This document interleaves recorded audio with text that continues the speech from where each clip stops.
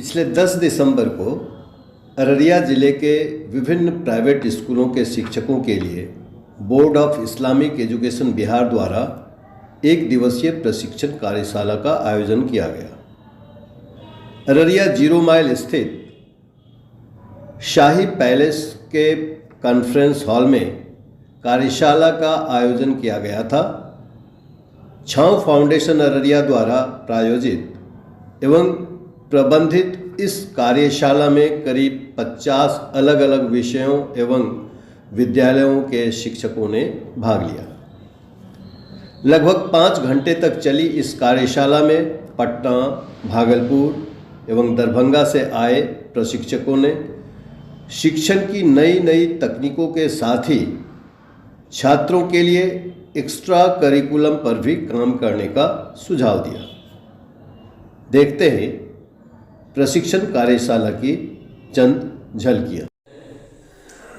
तो हम लोग प्रोग्राम का बाकायदा आगाज करते हैं। जो तरीका और सुन्नत रही है कि किसी भी काम की शुरुआत तदा अल्लाह ईश्वर के नाम से किया जाना चाहिए। तो आज की इस तरबियती प्रोग्राम वर्कशॉप का आगाज़ भी इंशाअल्लाह तिलावत कलाम पाठ से होगा। मेरी गुजारिश है हाफिज़ नज़रुल हुदा नदवी साहब से कि वो तशरीफ़ लाएँ और तिलावत कलाम पाठ से आज की इस वर्कशॉप का आगाज़ करें। नदवी साहब।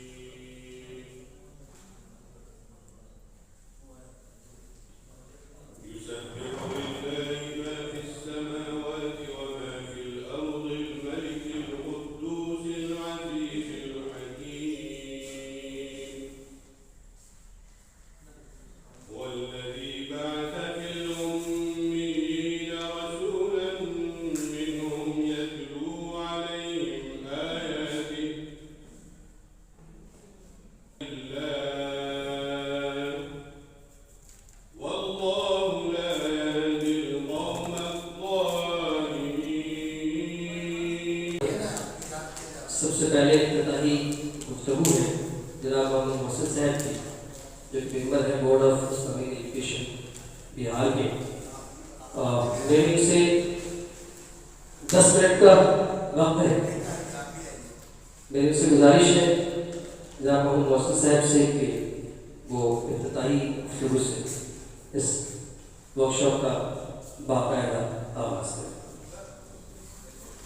आज के इस टीचर्स ट्रेनिंग कैंप में मौजूद राइस पर माहिर तालीम साहब राशिद नैयर साहब और काबिल एहतराम उलमा इकराम, असातिज़ा इकराम और इसे प्रोग्राम के मैनेजर छाँव फाउंडेशन के सभी जिम्मेदारान, अल्लाह ताला का शुक्र है जिसने अहम मौजू पर हम लोगों को मिल बैठ करके कुछ सोचने, कुछ तरबियत हासिल करने, ताकि अपनी मौजूदा और आने वाली नस्लों के सामने हम क्या पेश करते थे। आज के इस प्रोग्राम का आगाज़ ही इसी आयत से हुआ है, सूरह जुमा की, जो तिलावत कलाम पाठ किया गया। उसकी दूसरी आयत है जो मैंने अभी पढ़ी, उसका तर्जुमा आप समाप्त करवाएंगे। उसी रोशनी में थोड़ी सी बात रोशनी है, वही है जिसने उम्मियों के अंदर एक रसूल खुद उन्हीं में से उठाया जो उन्हें उसकी आयात सुनाता है, उनकी ज़िंदगी संवारता है, उनको किताब और हिकमत की तालीम देता है, हालांकि इससे पहले वो बड़ी गुमराही में पड़े हुए थे। इसी आयत के पस मंज़र में नबी करीम सल्लल्लाहु अलैहि वसल्लम ने फरमाया कि अल्लाह ने मुझे मुअल्लिम बनाकर भेजा गया हूँ। वो सिर्फ मुअल्लिम, मैं मुअल्लिम बना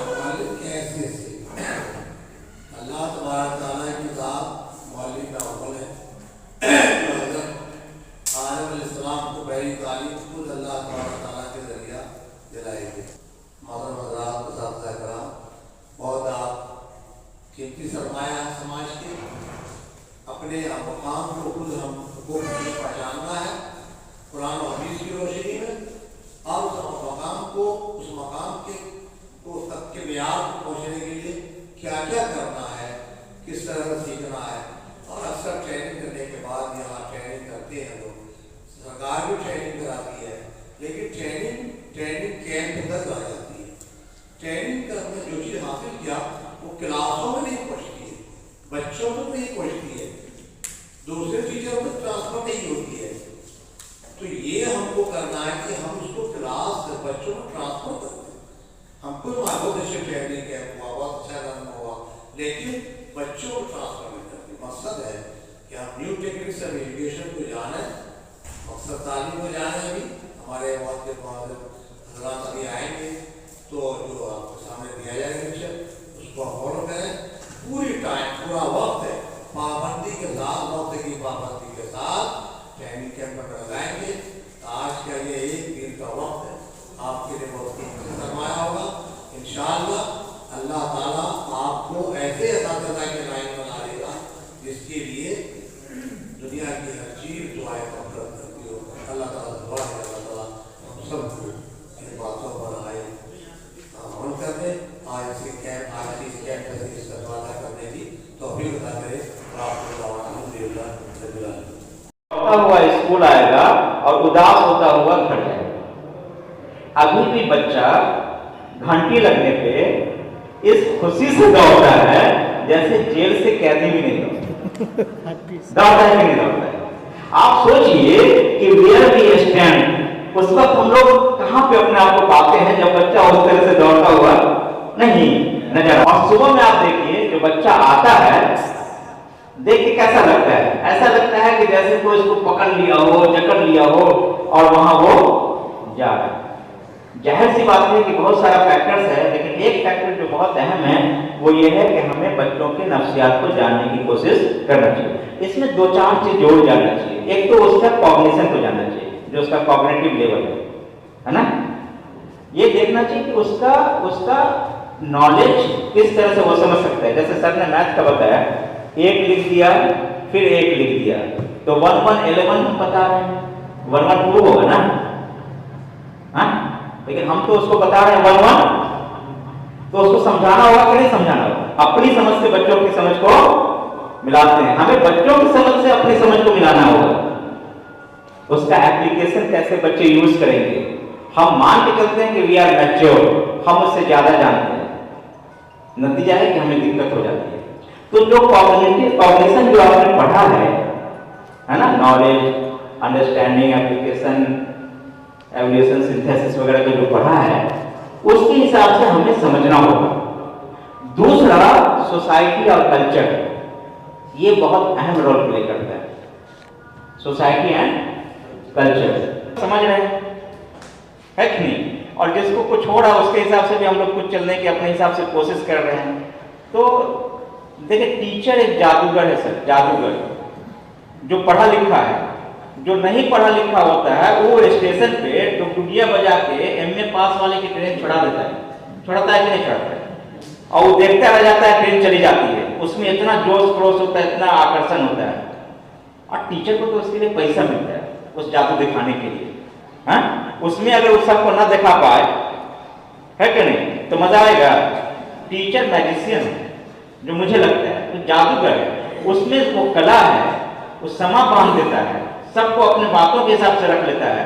वो का बोधा का तेज का ये वो सब उसमें सिमट के आ जाता है। ये लेक्चर है को करिकुलर एंड एक्स्ट्रा करिकुलर सरगर्मियाँ कैसे करें, इम्पॉर्टेंट लेक्चर है। खासतौर से आपके जो चेंजेस आ रहे हैं सिलेबस में तो उस ताल्लुक से ये इम्पोर्टेंट लेक्चर है। और मैं इसके लिए जनाब राशिद नैयर साहब को मैं दावत देता हूँ, वो तशरीफ लाएँ और इसके सारे फैसले। बच्चा जब देर से आता है तो सजा देते हैं आप ना, पीटते हैं, डांटते हैं, फटकारते हैं। हम लोग क्या सजा दी जाए? देर से शुरू किया है, देर से आए, मजबूरियाँ होंगी तो मजबूरियाँ तो बच्चे के पास भी होती है, तो कभी उसका लिहाज करते हैं। तो पहला सबक बच्चे का लिहाज करें, ये पहला सबक है टीचर के लिए। बाकी बातें बाद में। और यहाँ तो पिटाई और डांट और फिटकार के अलावा शायद हमारी ज़बान पर कुछ बोलता ही नहीं। वो बोलता कैसे है, वो एक्सप्रेस कैसे करता है, वो कितना कॉन्फिडेंटली बोलता है, कितना कॉन्फिडेंटली खड़ा हो सकता है, कितना एसर्ट कर सकता है अपनी बात पर, how he can stand on his opinion, वो नहीं सीखता। वो 10 साल तक आपके पास रहता है, वो इधर उधर तो सीख लेता है, कुछ नेचुरल सलाहियत खुदादाद होती है, भगवान की दी होती है, तो वो ठीक है, एक्सट्रोवर्ट से निकल जाता है। कभी सोसाइटी में, कभी घर में माहौल मिल गया, कभी कुछ और मिल गया। वो एक दूसरी बात का मान है कि क्या देते हैं, जाओ बाबू ही कॉपी पर है, लिख के चले आओ, और घर के अम्मा अब्बा से पूछ के आके होमवर्क हो गया। अच्छा, होमवर्क में गलती करके लाता है तो डांट देते हैं, आप होमवर्क में गलती नहीं करेगा तो क्या करेगा। एक बड़ी गलती करते हैं, हमें होमवर्क गलत बना के उसे लाना चाहिए। कोई सही ले आए कोई अच्छी बात है, होमवर्क को सही करके कैसे लाएगा, तो अम्मा पापा से पूछ के ले आएगा, तो उसे सीखा क्या। होमवर्क में गलती नहीं है, ये आप याद रखना। होमवर्क में इंटरेस्टिंग कोई चीजें ने सीखने करने की, वो जाके वहां भी वही माथा बच्ची, वही किताब, वही कॉपी, यकरंगी, ये नहीं चलेगी। बदले कुछ हम लोग, ये जो इतनी शिकायत आ रही हैं बच्चों के इंटरेस्ट पर और नहीं पर और क्लास में, ये सब का मसला आपको तो कहा था।